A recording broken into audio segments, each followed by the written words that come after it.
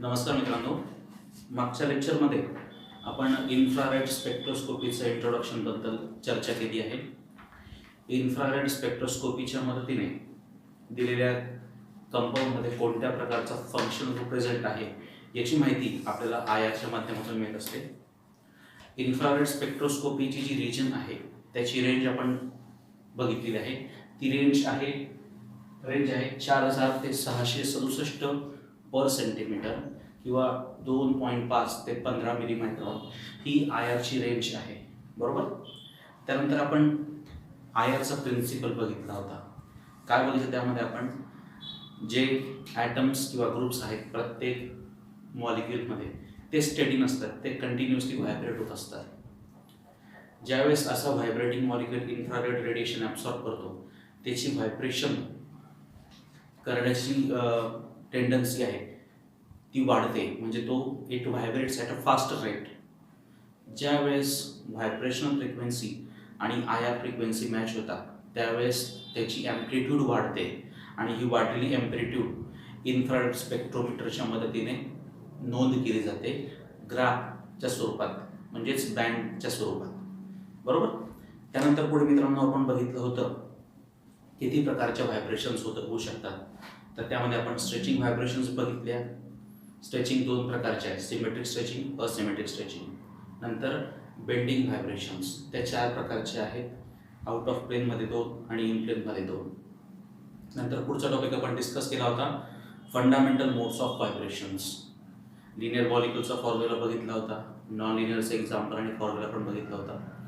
त्याच्याच पुढचा पार्ट आपण बघतोय आता, फंडामेंटल ग्रुप रिजन. आत्ताच सांगितलं मी की आयआरची रेंज काय सांगितली जाते, 4000 ते 667 पर सेंटीमीटर ही आहे रेंज. आता ही जी रेंज आहे याचं आपण सब डिव्हिजन केलं आहे. ते सब डिव्हिजन 3 पार्टमध्ये केलेले आहेत. ते पार्ट म्हणजेच काय असणार आहे, फंडामेंटल ग्रुप रिजन. कोणकोणते पार्ट्स आहेत ते त्याचा डिटेल्ससाठी आपल्याला आजच्या लेक्चरमध्ये करायचं आहे. ते पार्ट्स आपण लिहूया पहिले. मित्रांनो, आयआरची कंप्लीट रेंज काय, 4000 ते 667 पर सेंटीमीटर किंवा 2.5 ते 15 मिलीमायक्रॉन्स. त्याचे आपण सब डिव्हिजन 3 ग्रुप्समध्ये केलेले आहे, 3 रिजनमध्ये केले आहे. पहिली रिजन कोणती आहे, फंक्शनल ग्रुप रिजन. त्याची रेंज आहे 4000 पासून सुरू होते आणि कुठे संपते, 1300 पर सेंटीमीटरला संपते. या दरम्यानचा जो ग्राफ आहे, या दरम्यानचा जी बँड विड्थ आहे त्याला आपण काय म्हणणार आहोत, फंक्शनल ग्रुप रिजन.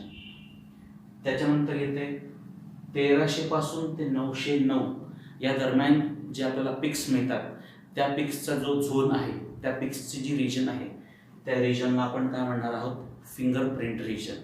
ही झाली दुसरी सब डिव्हिजन. आणि शेवटचा टप्पा आहे 909 पासून तर कुठे 667 पर सेंटीमीटरपर्यंत. याच्यामध्ये जे आपल्याला बँड्स मिळतात त्या बँड्सची जी रिजन आहे त्या रिजनला आपण काय म्हणणार आहोत, aromatic region. Okay, so IR region is subdivided into 3 parts. First is functional group region, which starts from 4000 to 1300 per centimeter. Second part is fingerprint region. It starts from 1300 to 999 per centimeter, and last one is aromatic region. Okay, it is the range of aromatic region. आता आपल्याला या प्रत्येक रेंजचा detail, प्रत्येक रिजनचा detail आपल्याला अभ्यास करायचा आहे. तर पहिल्यांदा आपण बघणार आहोत फंक्शनल ग्रुप रिजन. त्याच्यामधून काय माहिती मिळते, कुठले बँड्स त्या ठिकाणी दिसतात, आपल्याला ते बघायचं. सो मित्रांनो, आपण डिस्कशन करीत आहोत आता फंक्शनल ग्रुप रिजन. पहिला पॉईंट काय आहे, region between 4000 to 1300 per centimetre is called as functional group region. 4000 ते 1300 पर सेंटीमीटर या दरम्यानची जी रिजन आहे त्या रिजनला आपण काय म्हणणार आहोत, फंक्शनल ग्रुप रिजन म्हणणार आहोत. सेकंड पॉईंट आहे, it is most important region for determination of structure of unknown organic compound. या रिजनच्या द्वारे आपल्याला बऱ्यापैकी चांगली माहिती मिळते. कशाबद्दल, अननोन ऑर्गॅनिक कंपाऊंडमध्ये कोणता फंक्शनल ग्रुप प्रेझेंट आहे त्याच्याबद्दलची प्रायमरी इन्फॉर्मेशन आपल्याला या फंक्शनल ग्रुप रिजनमध्ये मिळत असते. पुढे काय म्हटलंय, the characteristic stretching frequency of different functional group occurs here. आपल्याला माहिती आहे ऑर्गेनिक कंपाऊंड्सचे 4 टाईप आहे, ॲसिड, फिनॉल, बेस, न्यूट्रल. ठीक आहे. ॲसिड असेल तर COOH ग्रुप फंक्शनल ग्रुप आहे. तर COOH ग्रुपची जी काय स्ट्रेचिंग व्हायब्रेशन्स असतील ते ह्या रिजनमध्ये रेकॉर्ड केले जातील. NH2 म्हणजे बेस असेल त्याचं सुद्धा ज्या स्ट्रेचिंग व्हायब्रेशन्स असतील, कारण की मोस्टली इथं आपण कशाची नोंद घेत असतो, स्ट्रेचिंग व्हायब्रेशन्स. बेंडिंग व्हायब्रेशन्स पण रेकॉर्ड होतात, पण मोस्टली आपण इथं काय रेकॉर्ड केलं जातात, स्ट्रेचिंग व्हायब्रेशन, स्ट्रेचिंग फ्रिक्वेन्सी ह्या रिजनमध्ये आपण रेकॉर्ड करत असतो. कोणाच्या different functional group, for example functional group OH असेल, NH2 असेल, त्याच्यानंतर कार्बोनिल ग्रुप असेल, ठीक आहे, COH ग्रुप असतील, असे जे विविध फंक्शनल ग्रुप आहेत. समजा त्याच्यापैकी एखादा ग्रुप त्या कंपाऊंडमध्ये प्रेझेंट असेल तर त्याच्यासाठी जो पीक आहे, त्याच्यासाठी जो बँड आहे, तो बँड आपल्याला या फंक्शनल ग्रुप रिजनमध्ये मिळणार आहे. एक एक्झाम्पल घेऊया मित्रांनो.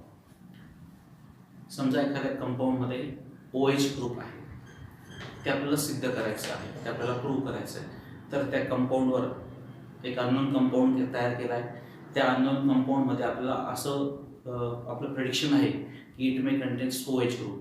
मग आपल्याला ते कन्फर्म करायचं आहे. मग आपण काय करणार, त्याच्यावर इन्फ्रारेड रेडिएशन सोडणार. त्या इन्फ्रारेड रेडिएशन समजा आपण 4000 पासून त्याच्यावर इन्फ्रारेड रेडिएशन पेनिट्रेट करायला सुरुवात केली. 4000ला कोणताच पीक मिळालं नाही. 3900, 3800, 3700, 3600ला आपल्याला सपोज हे 4000 असेल, 3800, 3600 ऑनवर्ड्स आपल्याला 3600च्या ठिकाणी एक असा शार्प पीक मिळाला. हा जो पीक आहे 3600च्या ठिकाणी आपल्याला जो सिग्नल दिसतो आहे, हा सिग्नल कशाचं इंडिकेशन आहे, त्याच्यामध्ये काय प्रेझेंट आहे मित्रांनो, OH ग्रुप प्रेझेंट आहे. OH ग्रुप जर त्यामध्ये प्रेझेंट नसता मित्रांनो तर आपल्याला 3600ला बँड मिळाला नसता, त्या ठिकाणी त्याचा सिग्नल मिळाला नसता. 3600ला सिग्नल का मिळाला, तर OH ग्रुपची व्हायब्रेशनल फ्रिक्वेन्सी ही IR फ्रिक्वेन्सीशी मॅच झाली, त्याची ॲम्प्लिट्यूडमध्ये वाढ झाली आणि वाढलेलं ॲम्प्लिट्यूड IR स्पेक्ट्रोमीटरने रेकॉर्ड केलं. त्याचा सिग्नल आपल्याला कुठे मिळतोय, 3600. परत हा कुठे मिळतोय, 4000 पासून, तर कशाच्या दरम्यान आहे, 1300च्या दरम्यान आहे. 4000 ते 1300 पर सेंटीमीटर या दरम्यानची जी रिजन आहे त्याला आपण काय म्हणत असतो, फंक्शनल ग्रुप रिजन. ठीक आहे. त्याच्यानंतर समजा NH2 ग्रुप असेल तर NH2चे जे बँड आहे ते आपल्याला 3500 ते 3600 दरम्यान मिळतात. समजा तिथं आपल्याला पीक मिळाली तर आपण काय म्हणू शकतो की त्याच्यामध्ये कोणता फंक्शनल ग्रुप आहे, NH2 फंक्शनल ग्रुप आहे. सो असं ह्या फंक्शनल ग्रुप रिजनच्या मदतीने दिलेल्या कंपाऊंडमध्ये कोणता फंक्शनल ग्रुप आहे याची माहिती आपल्याला मिळते. ही सगळ्यात महत्त्वाची रिजन आहे. ठीक आहे. आता पुढची रिजन जी आहे त्या रिजनचं नाव आहे फिंगरप्रिंट रिजन. सेकंड रिजन आपण बघतोय मित्रांनो, फिंगरप्रिंट रिजन.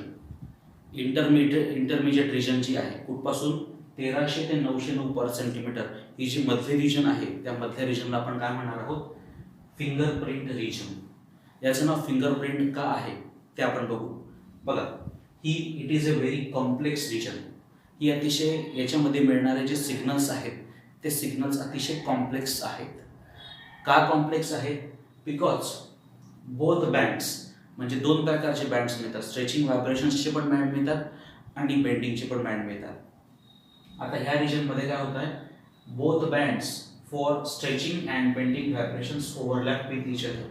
याच्यामध्ये स्ट्रेचिंगचे बँड आणि बेंडिंगचे जे सिग्नल्स आहेत ते एकमेकांमध्ये ओव्हरलॅप होऊन गेले असते. ओव्हरलॅप होऊन गेले असल्यामुळे त्याच्यामध्ये जो सिग्नलचा पॅटर्न मिळतो तो अतिशय कॉम्प्लेक्स, अतिशय कॉम्प्लिकेटेड मिळतो मित्रांनो. ते सिग्नल्स आपण सेपरेट करू शकत नाही किंवा रिझॉल्व्ह करू शकत नाही. मग अशा ह्या कॉम्प्लिकेटेड गुंतागुंतीच्या पॅटर्नमध्ये कोणता फंक्शन ग्रुप आहे तो आपल्याला शोधणं अतिशय कठीण जातं. म्हणून काय म्हणताय, it becomes very difficult to identify specific functional group here. Bending आणि स्ट्रेचिंग व्हायब्रेशनचे बँड एकमेकांमध्ये ओव्हरलॅप झाल्यामुळे जो सिग्नल्सचा कॉम्प्लेक्स पॅटर्न निर्माण होतोय त्याच्यामधून प्रॉपर फंक्शनल ग्रुपचा बँड आयडेंटिफाय करणं हे कठीण जातं. म्हणून हे काय म्हणताय, it is a very complex region. बरोबर. पण मित्रांनो ह्या रिजनचा एक महत्त्वाचा भाग कशासाठी असतो ते बघू आपण आता. बघा आपले हे फिंगर्स आहेत आणि या फिंगर्सचे जे फिंगरप्रिंट्स आहेत ते आपले युनिक आहेत की नाही. आपले फिंगरप्रिंट्स दुसऱ्याच्या फिंगरप्रिंटशी मॅच होणार का? तर नाही होणार. मग तसंच प्रत्येक जो ऑर्गॅनिक कंपाऊंड आहे मित्रांनो, त्या प्रत्येक ऑर्गॅनिक कंपाऊंडचा या फिंगरप्रिंट रिजनमध्ये येणारा सिग्नलचा पॅटर्न हा स्पेसिफिक असतो, स्पेशल असतो. प्रत्येक कंपाऊंडचा फिंगरप्रिंटमधला पॅटर्न हा वेगळा असणार आहे. ठीक आहे. मग समजा दोन आपण सॅम्पल घेतले आणि दोघं सॅम्पलचा फिंगरप्रिंट रिजन आपण चेक केला. आपल्याला असं लक्षात आलं की दोघांचा फिंगरप्रिंट रिजनमध्ये मिळणारा सिग्नल एकसारखी आहेत. मग आपण काय सांगणार की दोघंही जे कंपाऊंड आहे ते एकच आहे. इथं फक्त फिंगरप्रिंट रिजनचा उपयोग कशासाठी होतो? मग सॅम्पल कंपॅरिझनसाठी होतो. Okay. So it is a very complex region. Why it is complex? Because the bands or the peaks for stretching and bending vibrations overlaps with each other.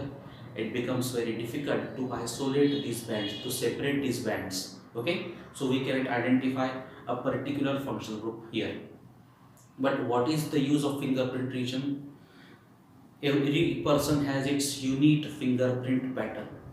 Just like that, every organic compound has a specific pattern in fingerprint region.